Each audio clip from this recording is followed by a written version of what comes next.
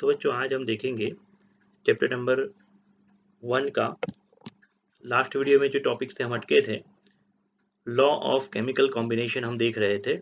उसमें next law हम देखेंगे गैलियोसिक लॉ ऑफ गैसियस वॉल्यूम। पिछले लास्ट जो हमने 3 लॉ देखे ना, उसमें मास जुड़ा हुआ था।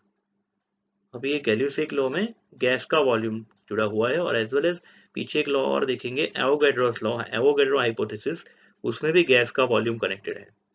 तो एवोगैड्रो हाइपोथेसिस एंड गैलियोसिक जो है वो गैसियस वॉल्यूम के साथ जुड़े हुए हैं और constant proportion, combining weight, reciprocal proportion, multiple proportion, ठीक है, ये जो लॉ है वो मासेस के साथ कनेक्टेड है। ये लॉ गैलियोसिक साइंटिस्ट ने दिया और according to the statement of this law, when a gas react, remember, when a gas react together, they do so in a volume which bear a simple ratio to one another and to product. If these are gases, provided all measurement of volumes are done under similar condition of temperature and pressure. मतलब कि जब भी gas एक दूसरे के साथ react करेंगे तो उनके बीच में वॉल्यूम का एक रेशियो होगा, ठीक है। अभी वो किसके ऊपर डिपेंड करेगा, वो स्टोइकियोमेट्री के ऊपर डिपेंड करेगा, रिएक्शन की स्टोइकियोमेट्री, केमिकल रिएक्शन हमें देखनी पड़ेगी। हाँ, एक चीज़ यहाँ पे ध्यान रखिएगा कि जो एक्सपेरिमेंट किए हुए हैं, गैस के वॉल्यूम मेजर किए हुए हैं, वो similar condition of temperature and pressure, मतलब टेम्परेचर एंड प्रेशर रिएक्टेंट के प्रोडक्ट के जो भी गैसेस है वो सबके सेम है। ये लॉ समझने के लिए हम कुछ एग्जांपल्स देखेंगे। सबसे पहला एग्जांपल हम देखेंगे combination between hydrogen and chlorine, combination between hydrogen H2 and chlorine Cl2। यहाँ पे डाई हाइड्रोजन डाई क्लोरीन भी लिख सकते थे हम लोग, ठीक है। 1 volume of hydrogen and 1 volume of chlorine always combine to form 2 volume of hydrochloric acid HCl, 1 volume of H2, 1 volume of Cl2 combine to form 2 volume of HCl। यहाँ पे रिएक्शन लिखिए, नीचे देखिए, रिएक्शन में आपको हाइड्रोजन का one molecule दिख रहा है, H2 गैस का उसका 1 मॉलिक्यूल प्लस Cl2 गैस उसका भी 1 मॉलिक्यूल और प्रोडक्ट में HCl के 2 मॉलिक्यूल्स। अभी ये जो वॉल्यूम का प्रोपोर्शन है ना, वो यहाँ पे 1 1 2, उनके जो मोल है या तो स्टोइकियोमेट्रिक कोएफिशिएंट कांस्टेंट, मैथमेटिक्स में इसको बोलते हैं क्या, कोएफिशिएंट कांस्टेंट, तो वो कोएफिशिएंट कांस्टेंट के ऊपर या तो नंबर ऑफ मोल के ऊपर डिपेंड करते हैं। यहाँ पे कोएफिशिएंट का रेशियो है 1 1 2, तो वॉल्यूम का रेशियो भी वही होगा 1 1 2। 1 volume plus 1 volume is equal to 2 volume. देखो भैया, हम लोग लिक्विड के बारे में अभी बात नहीं कर रहे हैं, हम यहाँ पे बात कर रहे हैं गैस के लिए। लिक्विड में नॉर्मली ऐसा ही होता है कि जितने ml का एक लिक्विड लिया, समझो 50 ml का, दूसरा लिक्विड लिया 100 ml का, दो लिक्विड को हमने मिक्स किया तो टोटल हो गया 150 ml, 50 प्लस 100 गिव्स 150। लेकिन बेटा यहाँ पे गैस है, गैस में नंबर ऑफ मोल, जैसे यहाँ पे 1 plus 1 2 mole gas on the reactant side, 2 mole gas on the product side, तो 1 plus 1 2 volume left hand side, 2 volume right hand side. तो जितना रिएक्टेंट का वॉल्यूम है उतना ही प्रोडक्ट का वॉल्यूम रहेगा। लेकिन यहाँ पे रिएक्शन ऐसी है इसलिए, आगे मैं आपको रिएक्शन दूसरी भी दिखाऊंगा, ऐसे 2-3 एग्जांपल आपको दूंगा। The ratio between volumes of the reactants and the product in this reaction is simple, 1:1:2, hence it illustrates the law of combining volume। अभी यहाँ पे समझो, मैंने हाइड्रोजन का 1 वॉल्यूम का मीनिंग है कितना भी वॉल्यूम, x वॉल्यूम, अगर मैंने हाइड्रोजन के 50 ml लिए, ठीक है, 50 ml, तो how much chlorine is required to complete react with H2, 1 1, तो इक्वल नंबर ऑफ मॉलिक्यूल है ना गैस के, तो यहाँ पे 50 ml di chlorine is required to react with completely hydrogen, okay. Then product में कितने मोल HCl है, 2 मोल HCl, मतलब क्लोरीन और हाइड्रोजन से डबल, तो यहाँ पे होंगे 100 ml, हमें क्या मिलेंगे, HCl मिलेंगे। अगर सपोज हमने यहाँ पे 50 ml के बदले 500 ml हाइड्रोजन लिया होता तो 500 ml chlorine and 1000 ml HCl की जरूरत पड़ती। ठीक है, लीटर के लिए भी ये सही है, लेकिन अगर आप मिलीलीटर में ले रहे हो तो सबका वॉल्यूम मिलीलीटर में, अगर आप लीटर में ले रहे हो तो सब लीटर लीटर लीटर के साथ रिलेशन पजेस करेगा। अगर आपने इसका हाइड्रोजन का 2 लीटर वॉल्यूम लिया तो उसके लिए क्लोरीन का 2 लीटर वॉल्यूम रिक्वायर्ड होगा at same temperature pressure, and same temperature pressure पे क्लोरीन का, यहाँ पे हाइड्रोजन का 2 लीटर, क्लोरीन का 2 लीटर, और इन दोनों से डबल HCl का 4 लीटर प्रोड्यूस होगा वॉल्यूम। ठीक है बच्चों, तो बहुत सी आसान चीज है। The ratio between the volume of the reactant is simple 1:1:2, और ये कंबाइनिंग वेट को ओबे कर रहा है, combining of volume, law of combining volume को ओबे कर रहा है। फिर आगे जाते हैं। Example 2, combination between hydrogen and oxygen, H2 dihydrogen and dioxygen. 2 volume of hydrogen always combine with 1 volume of oxygen to produce 2 volume of steam H2O gas. Reaction है 2H2 gas plus O2 gas gives 2H2O gas, उसको बोलते हैं steam, water vapor. यहाँ पे देखो reactant में 2 + 1 कितने मोल है, 3 मोल, और प्रोडक्ट में कितने हैं, 2 मोल। इसका मतलब गैस का इधर वॉल्यूम ज़्यादा होगा, इधर गैस का वॉल्यूम कम होगा। एक चीज़ दिमाग में अपने उतार दीजिए कि गैस में लिक्विड जैसा नहीं होता है, गैस का जो वॉल्यूम होता है ना वो उसकी साइज के ऊपर नहीं, पार्टिकल की साइज छोटी हो बड़ी हो डजेंट मैटर। भले हाइड्रोजन समझो छोटी साइज के एटम पोजेस करता है, मॉलिक्यूल पोजेस करता है, लेकिन अगर हाइड्रोजन का नंबर ऑफ मॉलिक्यूल्स ज़्यादा है ना तो हाइड्रोजन ज़्यादा वॉल्यूम ऑक्यूपाई करेगा। अगर ऑक्सीजन के नंबर ऑफ मॉलिक्यूल कम है, भले उसका मॉलिक्यूल बड़ा है, यहाँ पे एटम मॉलिक्यूल की साइज नहीं देखनी है, उसने कितना वॉल्यूम स्पेस ऑक्यूपाई किया वो देखना होता है। ठीक है, तो वो स्पेस नंबर ऑफ मॉलिक्यूल के ऊपर डिपेंड करता है गैस के अंदर। यहाँ पे नंबर ऑफ मॉलिक्यूल आप देख सकते हो 3 है, यहाँ पे नंबर ऑफ मॉलिक्यूल 6 है। तो अगर नंबर ऑफ मॉलिक्यूल ज़्यादा है तो ज़्यादा स्पेस ऑक्यूपाई करेगा at the same temperature same pressure. Condition याद रखिएगा जो डेफिनेशन में बताई थी। ठीक है, यहाँ पे रिलेशन क्या बनेगा, 2 volume of hydrogen plus 1 volume of oxygen gives 2 volume of H2O gas. Here also the ratio between volume of the reactants and products is simple 2:1:2। तो इसका मतलब ये हुआ कि अगर हमने ये रिएक्शन में समझो मैंने 200 ml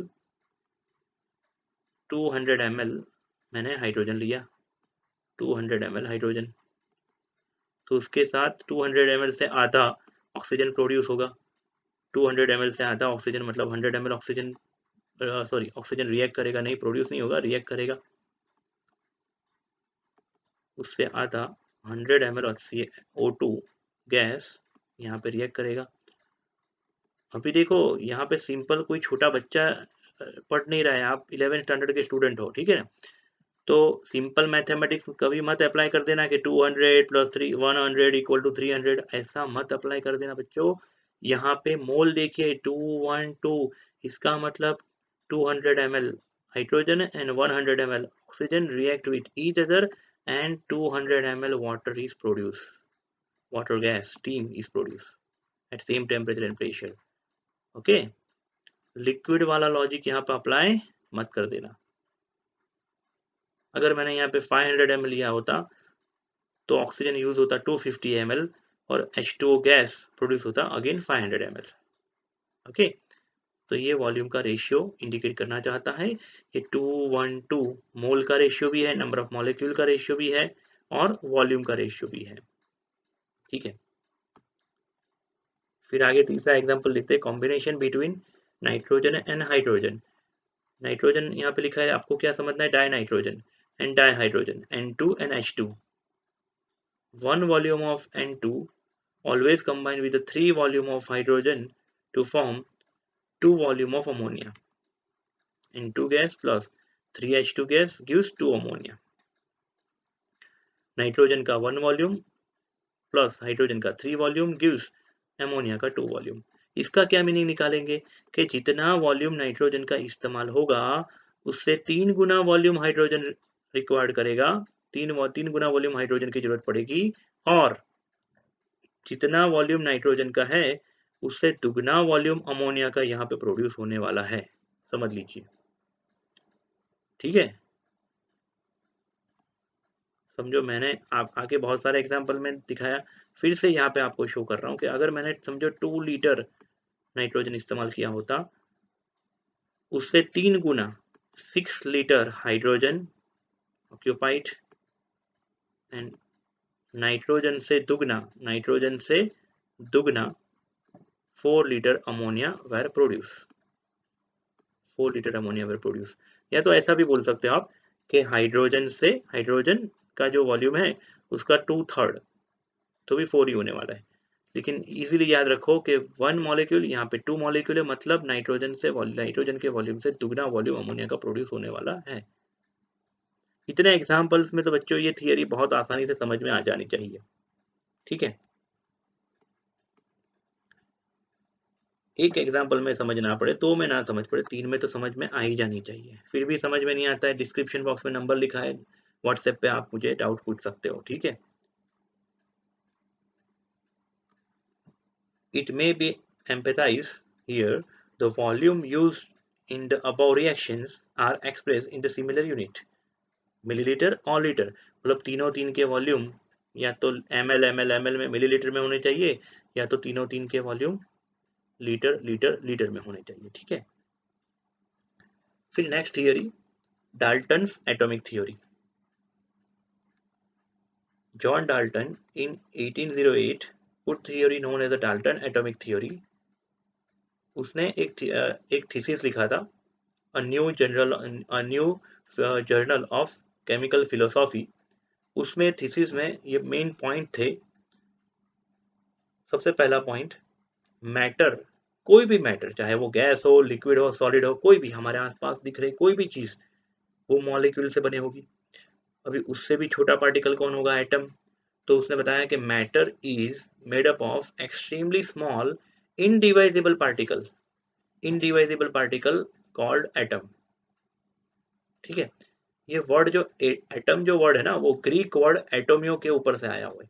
और ग्रीक वर्ड एटोमियो का मीनिंग क्या होता है बताए? Undivisible, indivisible smaller particle.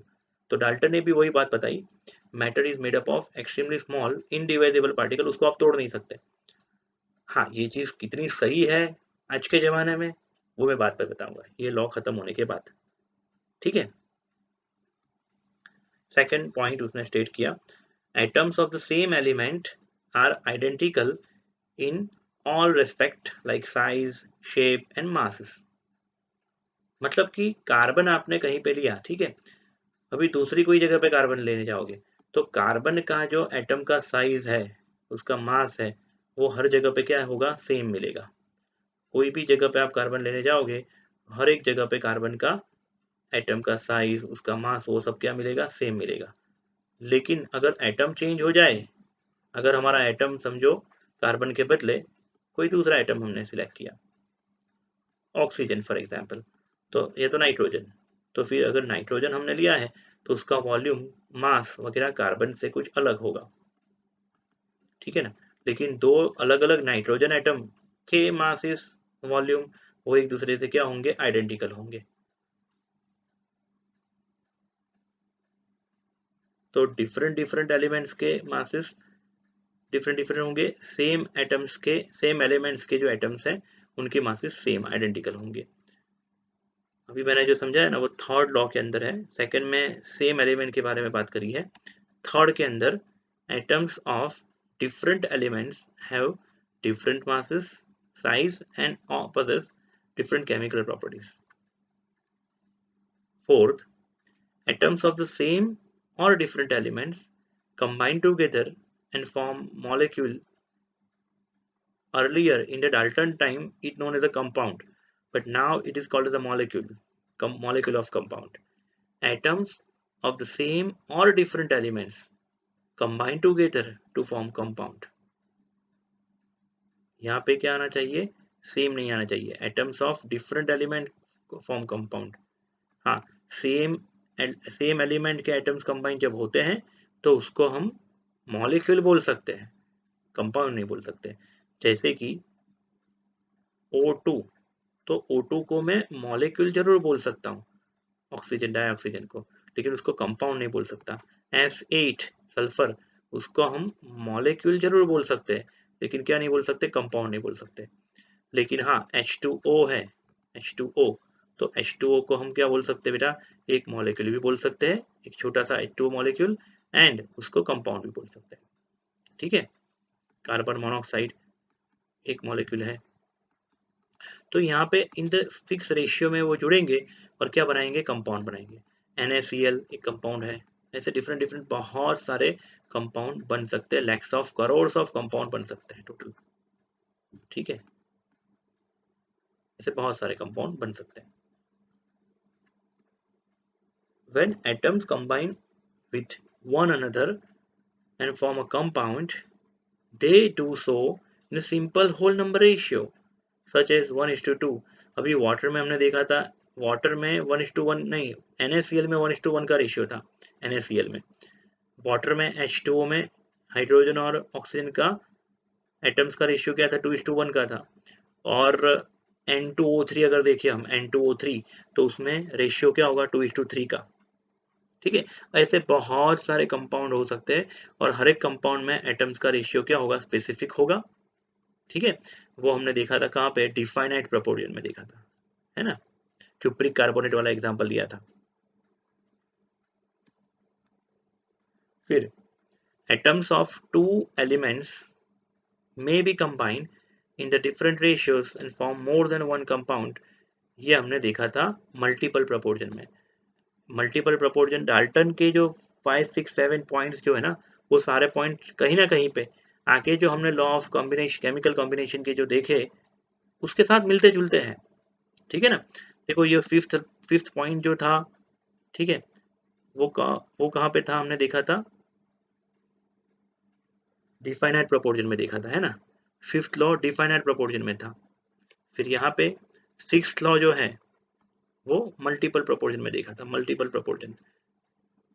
Atoms of two elements may be combined in a different ratio, two elements like sulfur and oxygen form SO2 and SO3। ठीक है, उसमें combining weight in multiple proportion of हुआ, as well as H2O and H2O2, उसमें भी multiple proportion of हुआ। Carbon monoxide and carbon dioxide, उसमें भी multiple proportion of हुआ।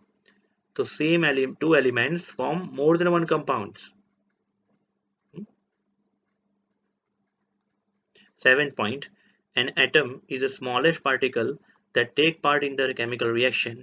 In other words, whole atom rather than the fraction of atom take part in the chemical reaction। फिर Dalton का ऐसा मानना था कि एक एटम पूरा का पूरा इस्तेमाल होगा, कभी एटम का फ्रैक्शन नहीं होगा इस्तेमाल, फ्रैक्शन पोर्शन नहीं है इस्तेमाल होगा एटम का। ठीक है, एंड 8th पोर्शन है, 8th पॉइंट है, an atom can neither be created not destroyed. ये तो पहले ही बता दिया, इनडिवाइजिबल पार्टिकल में एक ने एक पॉइंट बार मतलब बार बार रखते हैं यहाँ पे। तो टोटल अगेन एक बार देख लेते हैं। फर्स्ट क्या था, ये मैंने जो ब्लू पॉइंट बोल्ड करके रखे ना, आपको क्या करना है, पूरा सा स्टेटमेंट अगर याद रट ना जाओ, पहली बार रट्टा ना लगा पाओ, तो आपको पॉइंट वाइज रखना है कि भाई पहले पॉइंट में मुझे लिखना है इंडिविजुअल पार्टिकल एटम्स के बारे में, फिर दूसरे पॉइंट में मुझे लिखना है साइज शेप मास के बारे में, तीसरे पॉइंट में लिखना है different elements have different properties के बारे में। ठीक है, फिर फोर्थ में कंपाउंड के बारे में लिखना है, फिफ्थ में सिंपल होल नंबर रेशियो के बारे में, मॉलिक्यूल के बारे में डिस्कस करना है, सिक्स्थ के अंदर different ratios more than one compound, sulphur dioxide sulphur trioxide का एग्जांपल समझना है। सेवेंथ में atom is the smallest part, does not atom से छोटा पार्ट पार्टिसिपेट नहीं करेगा, मतलब फ्रैक्शन पार्ट एटम का पार्टिसिपेट नहीं करेगा। And 8th point, atom can be neither be created not be destroyed. तो ये हुआ डाल्टन थियरी। अभी हम लोग देखेंगे उसकी लिमिटेशन। सबसे पहले लिमिटेशन ये है, देखो कुछ हद तक वो सही था, कुछ हद तक उसने जो इन्फॉर्मेशन दी वो थोड़ी सी एक आध जगह पे गलत भी थी, और कुछ इन्फॉर्मेशन ऐसी थी कि जो वो मतलब उस समय पे जरूरत थी लेकिन वो नहीं दे पाया। ठीक है ना, तो पहली लिमिटेशन ये है, it could explain the law of chemical combination by mass मतलब उसके थियरी में मासेस के बारे में ढेर सारी इन्फॉर्मेशन है, बट उसने गैसियस वॉल्यूम जैसे गैल्यूसेक ने बताया था उसके बारे में वो कुछ नहीं डिस्कस कर पाया। फिर दूसरा, it could not explain why atom of different elements have different masses, size and valencies. मतलब जैसे सोडियम तो उसका एटॉमिक वेट है 23, ठीक है। मैग्नीशियम उसका एटॉमिक वेट है 24, सोडियम +1 है, मैग्नीशियम +2 है। तो वो क्यों +1 है, मैग्नीशियम क्यों +2 है, तो इलेक्ट्रॉन कन्फिगरेशन के ऊपर से पता चलेगा। वो सेकंड लेसन में समझोगे। वो सब कुछ वो डाल्टन नहीं समझा पाया। दूसरी बात, यहाँ पे डाल्टन रेडियो एक्टिव एलिमेंट के बारे में भी नहीं समझा पाया, क्योंकि रेडियो एक्टिविटी के दौरान एटम ब्रेक होता है, वो इनडिविजिबल पार्टिकल नहीं रहता है। उसका एक और लिमिटेशन भी है कि आइसोटोप्स जो होते हैं, आइसोटोप्स जिसमें proton, number of proton same होता है, जैसे कि कार्बन के 3 आइसोटोप है, 6C12, 6C12, 6C13, 6C13 and 6C14। ये तीन में एटॉमिक नंबर सेम है, लेकिन क्या अलग है, एटॉमिक मास। तो डाल्टन का जो सेकंड पॉइंट था वो यहाँ पे ब्रेक हुआ। 12, 13, 14 तीन है कार्बन ही। हमारी बॉडी जो कार्बन से बनी हुई है, हमारे आसपास जितना कार्बन है उसमें से ज्यादातर कार्बन कौन होगा, कार्बन 12। लेकिन कोई कोई जगह पे थोड़े से प्रोपोर्शन में कार्बन 13 अवेलेबल है और कार्बन 14 भी लैब में बनाया जा सकता है जो रेडियो एक्टिव है। 12, 13 एंड 14 एटॉमिक मासेस अलग अलग, सेम एलिमेंट के एटॉमिक मासेस क्या है, अलग अलग। वो डाल्टन नहीं समझा पाया। उसके बाद limitation of Dalton's law, third point, why do atoms of the same or different elements combine at all form and for molecules। मतलब वो क्यों कंबाइन होते हैं, what is the reason behind the combination. क्योंकि एलिमेंट बना था, जैसे F8 तो 8 सल्फर तो जुड़े हुए ही है ना, फिर भी वो 8 सल्फर को जब हमने कंबशन करवाया ऑक्सीजन के साथ तो वो SO2 या SO3 क्यों बनाता है, मतलब बॉन्ड में तो वो है ही, वो बॉन्ड तोड़ के एक नया बॉन्ड क्यों बनाता है, वो डाल्टन नहीं समझा पाया। वो हम लोग समझेंगे फोर्थ चैप्टर में, चैप्टर का नाम ही है केमिकल बॉन्डिंग। फिर fourth point, what is the nature of binding forces between atom and molecule which account for the existing of matter 3 state, solid, liquid and gases.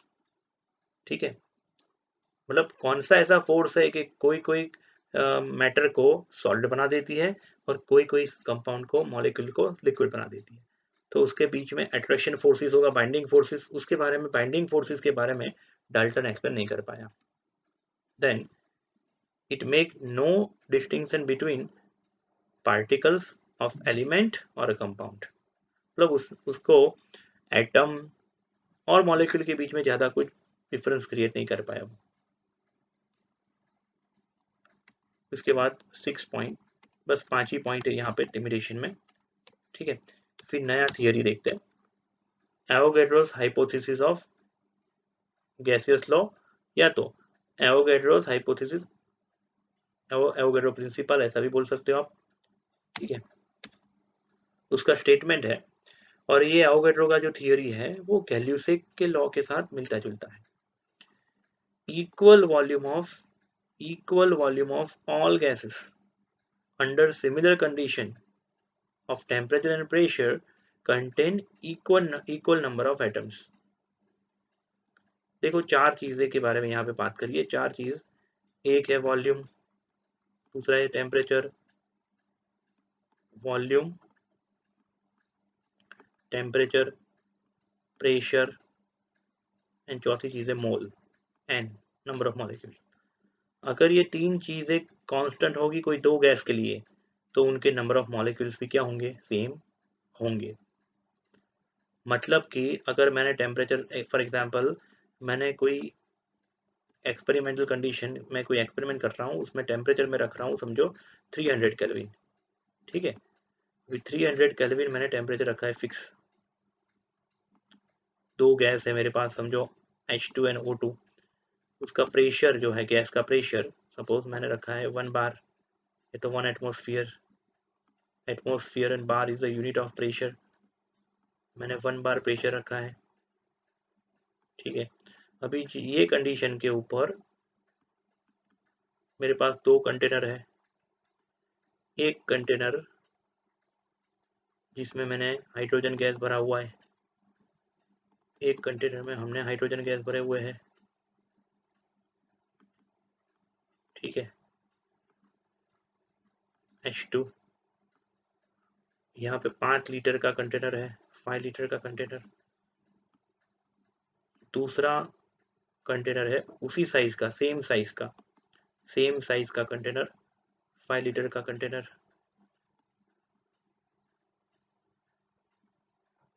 अभी दोनों के अंदर, और दूसरा गैस है oxygen, O2। May be hydrogen gas की size और oxygen की सेम ना भी हो, और नहीं, प्रैक्टिकली नहीं होगी साइज सेम। हाइड्रोजन का मॉलिक्यूल छोटा होगा, हाइड्रोजन का जो मॉलिक्यूल है बेटा वो छोटा होगा, ठीक है। और ऑक्सीजन का जो मास है, उस ऑक्सीजन का जो मॉलिक्यूल है उसकी साइज थोड़ी ज़्यादा होगी, बड़ी साइज का होगा वो।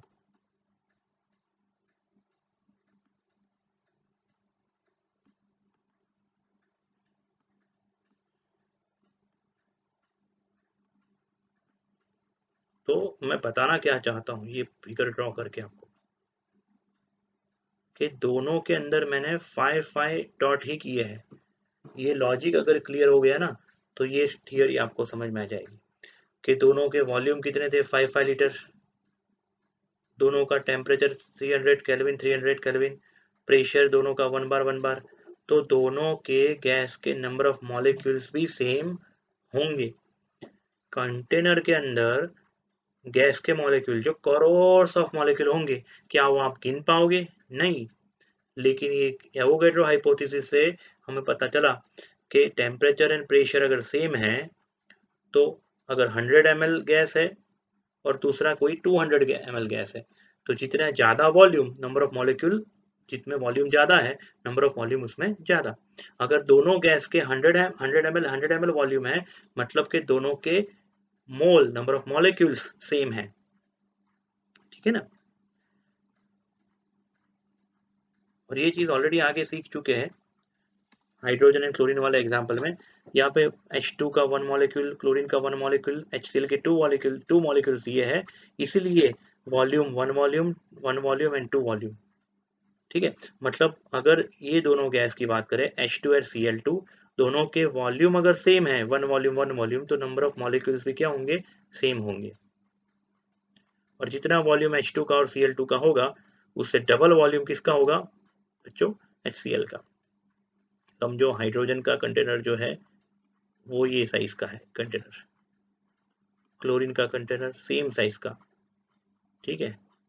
तो ये दोनों रिएक्ट करके, अभी देखो कंटेनर की साइज तो बढ़ नहीं सकती है, इसलिए मैं बलून ले रहा हूँ, या ऐसा ऐसा मैं कंटेनर ले रहा हूँ जिसमें पिस्टन है, तो पिस्टन की साइज से वो क्या हो जाए, एनहांस हो पाए वॉल्यूम। फिक्स कंटेनर लोगे तो वो तो वॉल्यूम बढ़ नहीं पाएगा। हाइड्रोजन का 1 वॉल्यूम, क्लोरीन का 1 वॉल्यूम, और ये दोनों जब रिएक्ट करेंगे तो double volume containing HCl produce करेंगे, समझ रहे हो।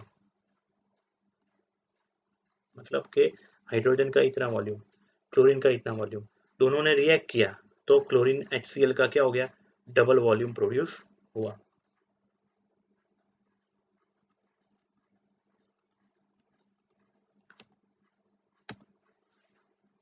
n मॉलिक्यूल और 2n मॉलिक्यूल्स। इसी चीज को हमने गैल्यूसिक में भी समझा था, लेकिन एवोगैड्रो में थोड़ा और डीप में समझते हैं कि जितने मॉलिक्यूल यहाँ पे हाइड्रोजन की जरूरत है, उतने ही मॉलिक्यूल नाइट्रोजन की जरूरत है, और डबल मॉलिक्यूल किसके प्रोड्यूस होंगे, HCl के प्रोड्यूस यहाँ पे होंगे। हाँ, अगर आपने किसी एक को डिवाइड बाय 2 किया तो सबको डिवाइड बाय 2 करना पड़ेगा। अगर मैंने यहाँ पे हाइड्रोजन को डिवाइड बाय 2 किया, तो मैंने क्लोरीन को भी डिवाइड बाय 2 किया और HCl को भी डिवाइड बाय 2 किया, ठीक है।